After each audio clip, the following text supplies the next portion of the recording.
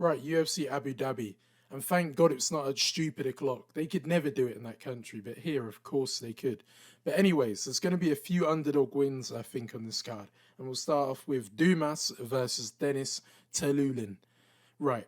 The only way that Dumas will lose the fight is if he uses no IQ and thinks, I'm confident in my striking, I'm going to go out there and try and box with this guy. If you do that, you will get slept.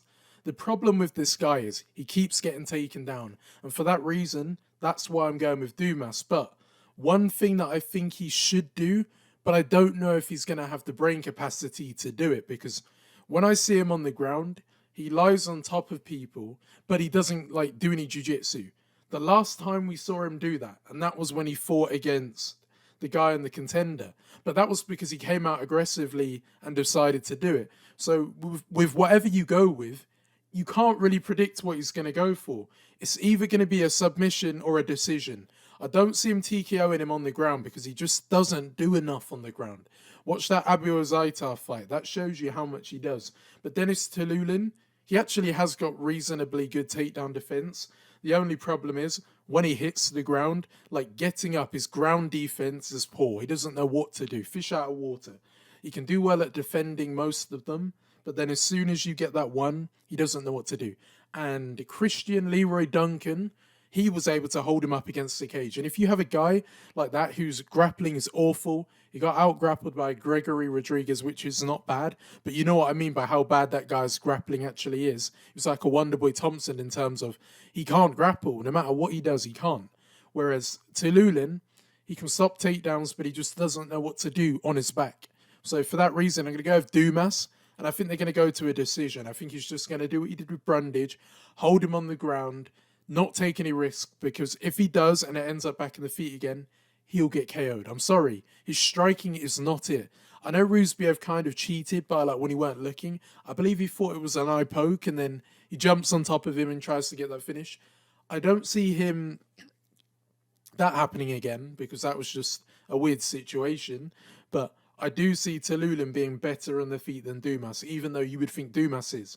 But he's not. His striking is really bad. He like fights scared on the feet at times. You had, what was his name? Fremd, bullying him all over the place. Yes, it was his debut. But for me, I think he's going to have to hold him against the cage and just stall, or hold him on the floor and just stall. That's the type of fight. I think it'll be very boring. Right, Jai Herbert versus Rolando Bedoya. This could be a very poor start to the card or a very good one. I'm actually going with Bedoya, and I think he can win a decision. And I'll tell you why. One thing I like about Jai Herbert is he stays in boxing range and he looks to box and he doesn't overthrow kicks. Like, he's got good kickboxing, but he doesn't overthrow them. One thing Bedoya does that I absolutely hate is to leave his chin wide open and stay out of range at times, so it allows his chin to be a massive target. But then the benefit of Bedoya is that you're not going to break his chin. Even though he gets hit a lot, he can take one and go forward. But this is where I think the problem's going to be for Herbert. 36 years of age. Bedoya's cardio is not bad. Like, the amount of volume he throws in the fight, very good. Like, he throws a lot of leg kicks, and if Jai Herbert tries to do them, I can see them being checked. And I think Jai Herbert's going to start off the fight better. I think he's going to win round 1. And then from round 2 to round 3, I think Rolando Bedoya is going to be more in his face.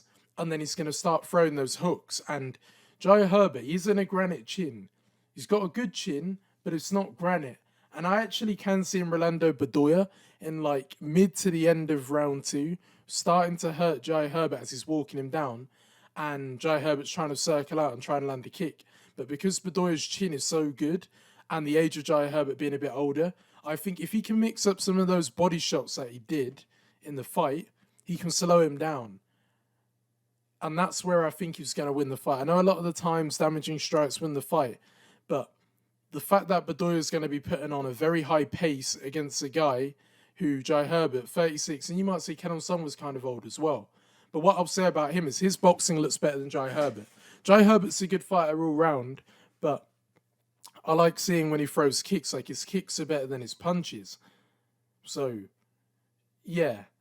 And he dropped Ilia Topuria, which might even make you even more confident. But remember, that was at a lighter weight class, as in, like, Topuria came up.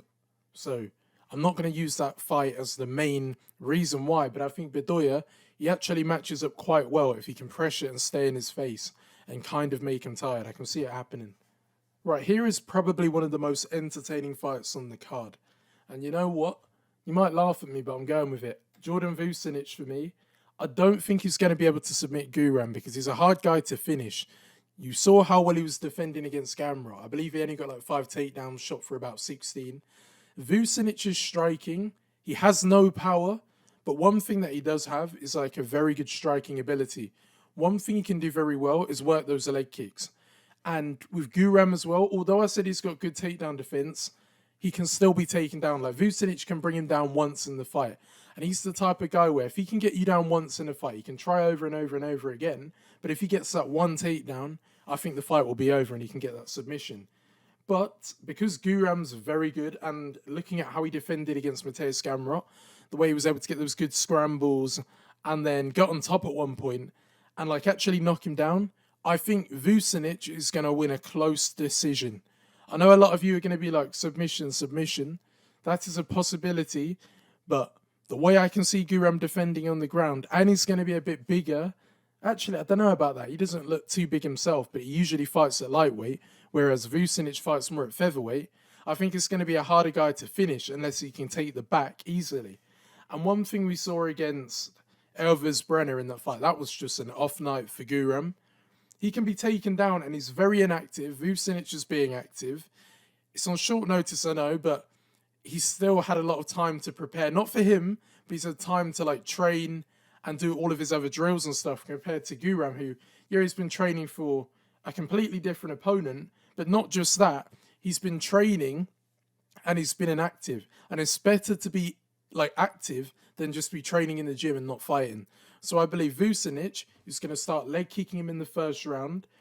He's going to keep up that high guard. He's not one of those guys who drops his guard down because Guram's very fast, so I can see him doing well defensively. I don't think a knockout's going to happen. But that being said, I can also see like a 29-28 Guram where he stops the takedowns, but because his strikes look more damaging, he gets the decision over a guy like Vucenic, who after the fight, even if he loses, he'll have some credit about him and he'll definitely get another fight. I believe he's got like a contract for the UFC now. It's not like a bad loss. Like if Guram loses, it's really bad on him compared to Vucenic. And I do think Vucenic might be able to get it done by submission. But like I said before, the weight, I think, might be a problem. And his wrestling isn't amazing. And you might think, but you just said that when he gets people down, the fight's finished. It is because of the jiu-jitsu, not the wrestling. As soon as he gets you down, then he starts working, getting the back take, and then looking to pull you down, like pull the back of your hamstring, try and look up a triangle choke if he ends up on his back. He looks to do jiu-jitsu. He looks to do jiu-jitsu. He doesn't look to do like massive ground and pound. So yeah, I do think Vucenic is going to win. He's an underrated striker. Should have been in the UFC a while ago. He beat Paul Hughes. Whether you want to call it controversial or not, fighting him and putting in a good account of yourself is good. He's fought Morgan Charrier. I think he might have lost or he might have just beat Morgan Charrier. But again, like UFC proven guy. If he doesn't win, it doesn't matter, but I think he's going to win by decision. I think he'll bring him down in round 2. He'll probably lose the first round. Guram will start a bit faster. And then round 2, I can see him mixing up the takedown. Guram getting a bit tired because after the staph infection, he didn't look like he recovered. A bit like Khamzat Chimaev. When he caught that C word, you know what I'm talking about. He was never the same in cardio. He was never a great cardio guy, but it was like his cardio looked massively impacted. Is it with Guram? I'm not sure, but that's why there's a lot of questions to have about the fight. Right, Shamil Gaziev versus Dontel Mays. How the hell he fluked that one against Cal Machado? God knows. Like, you could argue Machado won that fight. But for me, Mays, he is not good. I don't know how he's still in the UFC. He just gets by winning these fights, but he really is not good whatsoever. Like beating Andrei Arlovski, he barely touched the guy and he ends up diving like a footballer down to the ground. No chin, he's cut from the UFC. Shamil Gaziev is going to walk him down and he will knock him out in the first round. But that being said, he doesn't have to knock him out. He can do jiu-jitsu, but again, I'm not in the mind of the fighter, so I can't. It's kind of hard to predict how he's going to do it. but I can see him winning the fight. I don't think it goes to a decision. I know he lost to Jairzinho Rosenstrike, but that was on... No, but that was just like a weird one, where Rosenstrike is fast, Gaziev's cardio don't look good, so I expect it to end in the first round. But if he is a smart guy, he will do what Sakai did, and I believe Sakai went out there and just grappled with him, hold him against the cage and get the submission. But I'm not sure. I can't trust him to do that, so I expect him to walk him down and look for the finish, which I believe he will get. Right, Mohammad Yahya versus Cal Fernandes. This fight should be easy to predict, but in my brain I'm thinking this guy, grappling defense is bad, but it's not a grappler versus striker. But if you just know the basics of grappling, you'll beat Cal Fernandes. I am going to go with Cal Fernandes based on what I know about Mohammad Yahya, because he's a counter striker who throws these singular punches that don't really land that hard. God knows how he's got that many knockouts in the first round. It feels weird. Like the last time he probably got a knockout was about 2 years and 10 months ago. Fair enough. But again, it wasn't against the guy in the UFC. And this guy here, kicking ability, very good. And I'm expecting him to chew this guy up. You know, I'm going to do a decision. I think he's going to chew him up bad. He's going to kick him to the body. He's going to kick him to the leg and circle out. He's got very good distance awareness. And one thing that he did very well, I believe he grabbed someone in the clinch and then head kicked them out of it. Like, serious levels of power with his kicking. Boxing, nothing special, but it's not as stiff as Mohammad Yahya. Like, he's very just stiff, slow, fights on the back foot, doesn't really do much. Stat padded record, whereas you could say both of them don't have good records really. Like, they haven't fought anybody's.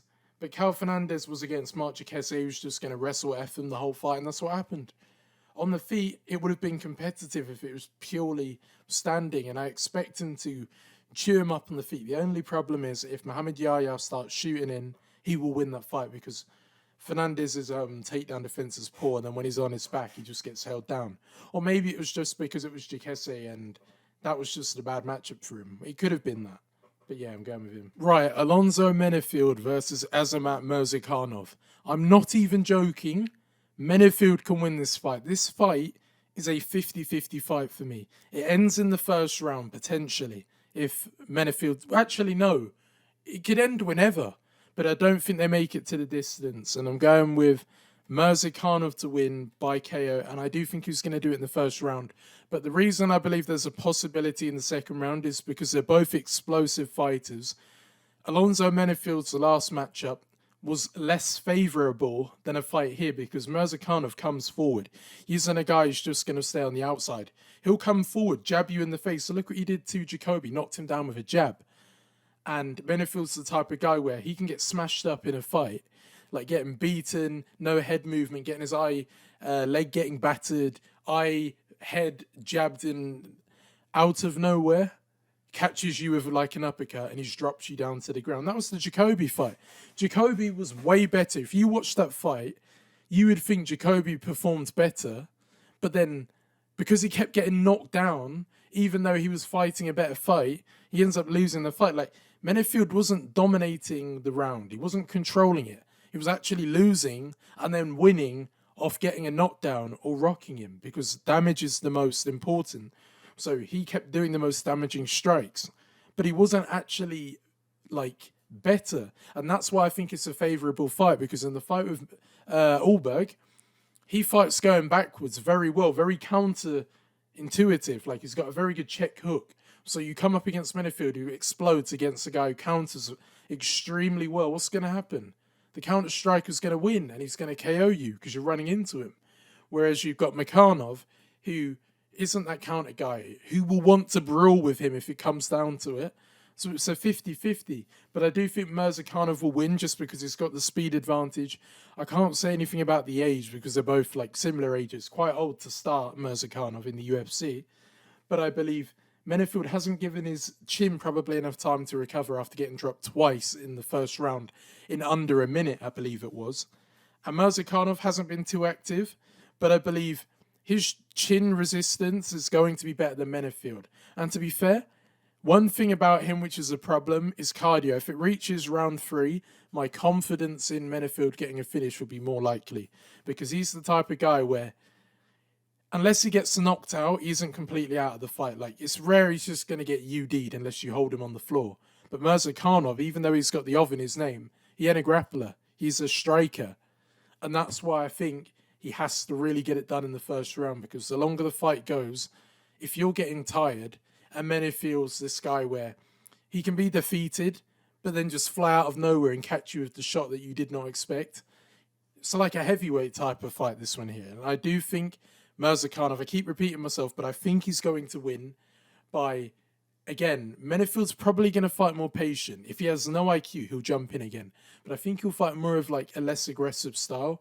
But I still think it won't be good enough to beat a guy like Murzakanov because of the skill difference in terms of speed and not power, because Menifield hits harder, but the speed difference. And I think that's going to catch him. And then when you combine the speed with the power, he'll win. Look at Curtis Blades and Tom Aspinall. There's nothing like the two there, but this is a power versus speed with power. And I think the speed with power is going to beat him, especially if Murzakanov can dead that leg, make it harder for him to jump into those hooks. He'll win. But I think it's ending in the first round for Kanov. Right, Joel Alvarez versus Elves Brenner. 50-50 fight again, but I'm just going to go with Brenner. And how do I think he's going to beat him? KO in round 3. That last fight he had with Orabai, I'm not going to look too much into that and say, because he got out-grappled and mauled by getting pretty much marabbed against the cage and then taken down and then grabbed the back, work rate was on point until the second, almost third round. And when I say the second round, near the end of the second round, starting to slow down, Brenner grows back into it. And Brenner's one of those guys who's never out of the fight. The only fight where I'll say Brenner was probably done was in his debut against Zabura Tukiov. And in my opinion, Brenner should have lost that fight. But he got the win. And that Guram fight there, I can see why people are a bit suspect about him. Because Guram fight, he does like a headbutt. Even though he's performing very well in the third round. Like the first round, he does very well with the grappling. And then out of nowhere, he's getting rocked all over the place after the clinch. Put down, and then is able to survive. His chin is high level. I know he trains at Shootbox, but it isn't like a Charles Oliveira chin. It's a very good chin. And Joel Alvarez, on the other hand, he can be broken down if you wear him down. Like, a lot of his fights, I believe, they don't really leave the first round. And if they do, there is a chance that he can be finished. And with Joel Alvarez, look back at that Chiesa fight. It was actually competitive in the first round. Like, Alvarez actually got caught on the chin quite a lot. And if that's Elves Brenner, he will hurt him on the feet because I think his striking's better than Joel Alvarez.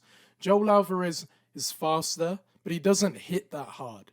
And I think you come up against Elves Brenner, this guy hits hard. Look what he did to that, I can't even pronounce the guy's name, this guy here, who fought Kurt Holloway recently. Overhand left, out cold. Like, he's got power and he never had this power. And I know that he finished Guram and I said about it was the headbutt, but it wasn't just the headbutt. He actually looked good in the striking in the third round where it looked like he was fading and the finish was looking inevitable at one point. So he has got power, but Joel Alvarez, again, he's had some controversial wins with a Chiesa headbutt. The referee says is illegal. Like, I don't know what that guy was thinking. I don't think I've seen that referee since, but that was a headbutt to me. Right, back to what I was saying. Elves Brenner, I don't think he's going to be shooting in because he has got jiu-jitsu, but then again, never been submitted. He's got very good jiu-jitsu as well, and I believe it will cancel out. So it'll be a striking battle. And I think when Joel Alvarez gets caught by one of those overhands by Brenner, it's going to hurt his equilibrium. And when it starts to hurt his equilibrium, I don't think he's going to be able to fight back as well. I know he's tall, but one thing Elves Brenner does is he can close the distance quite well. Like, I know he hasn't fought a guy the height of Joel Alvarez, and he throws a lot of kicks and elbows in the pocket, which will be very effective against Brenner. If he looks to throw that elbow, that hook counter is going to be very open, because when you throw those elbows, those hooks that can come around the side of you landing that elbow in the exchange can land. And Elves Brenner hits very hard with them type of punches that come round or come over. And that's the shot that I believe is going to hurt Joel Alvarez in round 3. And because I think he's going to slow down, he's been getting a lot of finishes in the first round. His cardio's a bit of a mystery to how good it actually is. And Elvis Brenner has shown me it's good. Like in the third round, Oribar was getting like gassed, whereas Elvis Brenner was growing into the fight where I believe he almost got a finish in the third round. He wasn't going to get it, obviously, in terms of Oribar's really good, but he got close. But in my mind, I mean, I didn't think it was going to be over. But to a lot of people, they would have. So for me, Joel Alvarez will start off faster. He will win the first round, I believe. Round 2, I think it'll be a bit of a toss-up, but you'll see like the drop-off with Alvarez, where it'll start to get a bit gassed.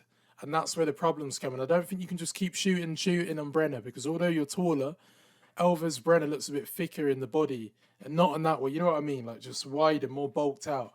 And for me, that's what's going to win him the fight. Joel Alvarez getting tired, and then Elvis Brenner letting it all go in the third round. Right, Tony Ferguson versus Michael Chiesa. I actually forgot that fight was on the card, and you have one fighter in Michael Chiesa who he has fell off hard. He's an old man now, coming towards the end of his career. And if you're wondering why I'm talking like this, nose is blocked. But anyways, Tony Ferguson, on the other hand, finished. Gaethje took this man's soul out of him. Never been the same. He has a moment in the fight, but that's about it. But, and I don't know why I'm doing this, eventually he's got to win, surely. But that's not why I'm picking him. I'm going with Tony Ferguson, and it's probably going to look like a dumb pick after the fight. But what I think he can do over Michael Chiesa is drop him. Not finish him by KO, but drop him. And he can't win a decision. I don't see a guy like Tony Ferguson winning a decision. And also, I don't see this guy knocking him out either. So what's the one way where he could win? And I'm going to do a submission. And I know this guy's jiu-jitsu is very, very, very, very overrated. But Michael Chiesa, I've noticed it. When he's getting hurt or getting caught badly, which Tony Ferguson, he can do, like he dropped Bobby Green recently. How long ago was it? A year ago. He dropped Michael Chandler. Who else did he drop? That was it. Paddy Pimblett dropped him. But Michael Chiesa's striking is poor as well. This is a fight where, stylistically on the feet, it's a good matchup. But where it's a problem for him is, if Michael Chiesa becomes boring and does the Paddy Pimblett in round 2 and 3 method, holding him down and hugging him. So, I'm going to go with a round 2 submission for Tony Ferguson. I think this guy Chiesa's, he's going to keep shooting in and he's going to leave his neck exposed. And he's the type of guy on the ground where I don't think he's going to look for a submission. I think he's just going to hold him, control him, and throw some light ground and pound. Yes, he could take the back and submit him, but this is not the Chiesa that fought Beneil Dariush. And yes, Bobby Green submitted him, but that was after he smashed him on the feet. The guy needed to probably be out of that octagon after the second round. And it was a fight where he was done and he just had to solidify it by submitting him, pretty much taking the out of him. But for me, Tony Ferguson, he can hurt Chiesa in the fight, not to the point of a knockout, but like get that drop moment. And then Michael Chiesa shoots in on him for like a double leg, and everyone's thinking, all right, he's just going to hold him here and control him. And then Tony Ferguson's starting to wrap at that triangle choke. Like, he tried it on Paddy Pimblett. He got it up, but he didn't get it fully locked. And Paddy Pimblett was gassed. He was a bit gassed. And he couldn't get it. But I feel like if that's Michael Chiesa, this guy, remember, got submitted by Jorge Masvidal. Think about how embarrassing that is. Jorge Masvidal, a boxer, ended up submitting this guy. And it weren't even by like a basic rear naked choke. I can't even remember what choke it is. Give me 1 second. But getting submitted by Jorge Masvidal left me speechless. Because it's just something that just should not happen. And with Michael Chiesa, unpredictable against Kevin Lee, shoots in, ends up getting submitted. He just puts himself in positions to get hurt. And on the feet, like I mentioned before, his striking's subpar. So the best way for him to win is if he immediately shoots in on Ferguson and is able to transition to the back. But I don't think he'll be able to do that straight away. I think he'll try and keep it on the feet, wait until Ferguson's hurt him, and then he's going to be like confused and shoot in, make a dumb mistake and get submitted.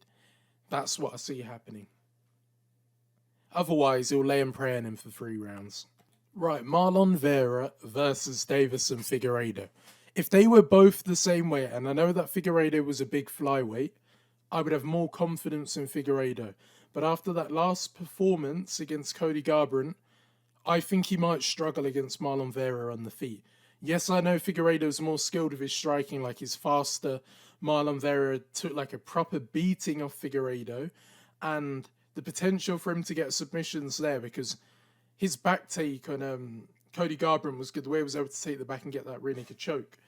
If he can do that to Garbrandt, not to Garbrandt, to Marlon Vera, I will be very impressed. But I think he's going to struggle on the feet. So I am going to go with Marlon Vera, but I don't think he's going to KO him. I think he's going to go to a decision.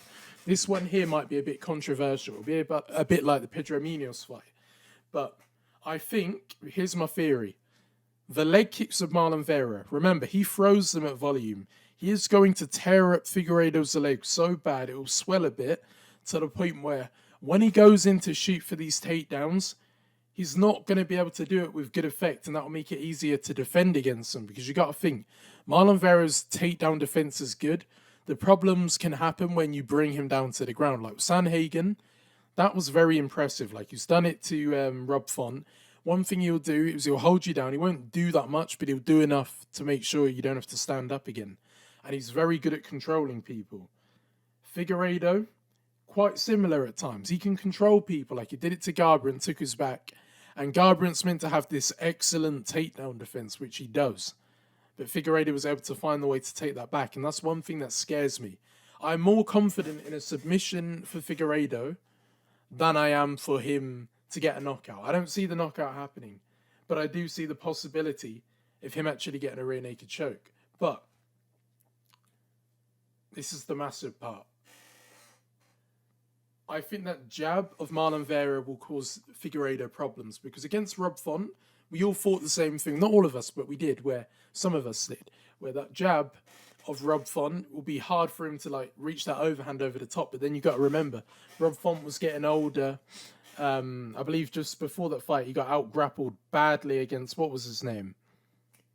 My brain, Jesus Christ, feels like I've got CTE. Cory Sandhagen. But I think Figueiredo is really going to struggle, and I think the leg kicks will be the key factor in the fight, and then he'll have to strike on the feet. And I think he might fear a bit of the power of Vera, so he'll start backpedaling a lot. Like, Garbrandt was able to catch him with a good shot and hurt him. Not to the point where he was going to get knocked out, but he landed a few times clean, and the leg kicks, Figueiredo weren't checking them, so I can see it happening here. Power jab of Marlon Vera, snapping the head back, leg kicks, and that's the reason why Figueiredo is struggling to get success in the takedowns, and I think that's how he wins the fight, with pretty much just the jab. It might not seem like believable what I'm saying, and this card could end up being a proper disaster, but again, I'm going with the underdog here. I think Michel Oleksiejczuk, the problem with him is he can't grapple. And another thing I'm a bit scared of, remember that body shot KO by Michel Pereira? But I'm going to tell you why I'm a bit more confident I don't know how to pronounce his name, Oleksiejczuk over Shara Magomedov.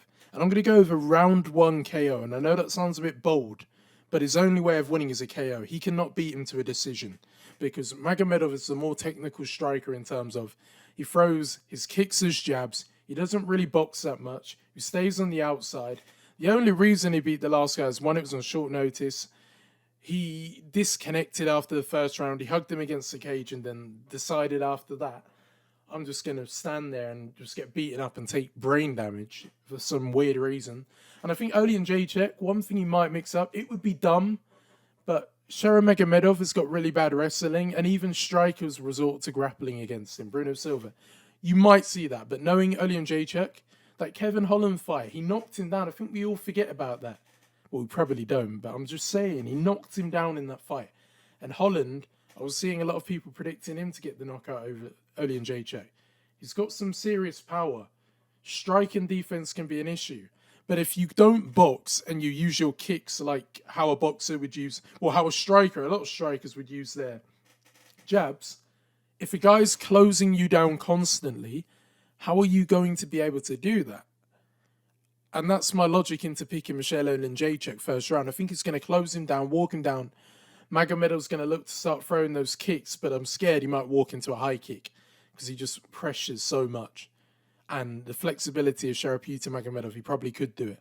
And he's got good side kicks, like he can push you away. Like, he constantly kicks, but if Oleksiejczuk comes out like he did against Holland, he'll get the knockout. Because Magomedov, he looks quite overrated. I'm sorry, he really does.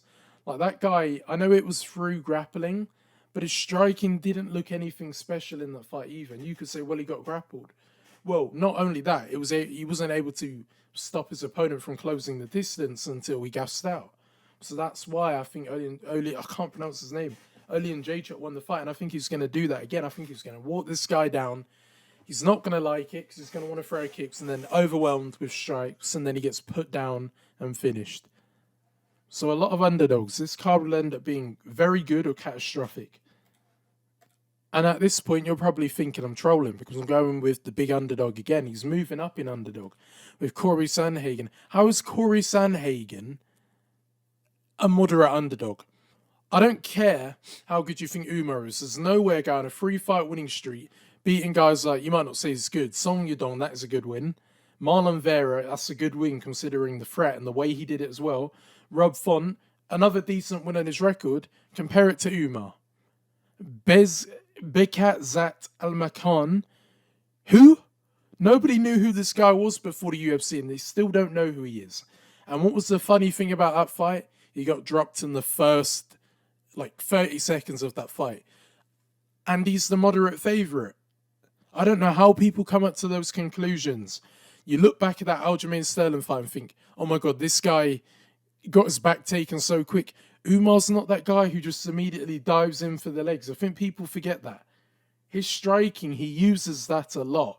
He mixes up the wrestling when he feels like doing it. It's not a thing like with Khabib where he dives in for the legs immediately. He's more like Islam. Nah, that's disrespectful. I'm not even going to call him that. His boxing ain't that level. I know he knocked out Raoni Barcelos, but that guy's chin is gone.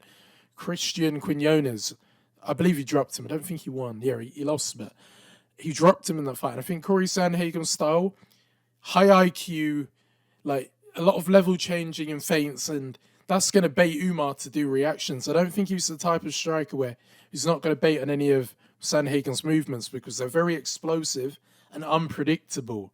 Plus with the switching as well, I think he's going to hesitate on these small little movements. And because of that, he's going to get clipped at one point. The flying knee's going to come out. The only thing people are going to be scared about is cardio. I would be more scared about Umar's cardio than I would with Sandhagen. He has not been in the main event of a 5-rounder. Yes, the judges will probably be in his favour if it's a closer fight, but Sandhagen has. Grappling has improved heavily after that Aljamain Sterling fight. You're not seeing fighters take the back, and you could say, well, Umar Nurmagomedov is better than all of the guys here. You've got one guy here, striker. Marlon Vera, striker. Rob Font, striker. When was the last time he fought a grappler? You could argue Jan, but he's not really that. He's balanced. He's good at wrestling and striking, not jiu-jitsu. But Umar Nurmagomedov is just front kick galore with his striking. There's nothing I look at it and I'm like, wow, really good boxing. No, he landed a very good shot, perfectly timed in the best situation possible on Raoni Barcelos and dropped him. And he's got very good front kicks, like I keep mentioning. Usman, Islam Makhachev, and I'm talking about the Nurmagomedovs, they have good kicking, apart from Khabib. And I think as well, Cory Sandhagen using his range as well, being the taller guy. It's harder to take down these taller guys. It really is. And especially when he's switching as well, he's going to have to adapt to either fighting with body locks and looking to transition to the back, or if he wants to take the legs of Sandhagen, it's going to be hard because let's just say Umar comes out orthodox, Sandhagen switches to southpaw, and Umar wants to go for a double leg eagerly.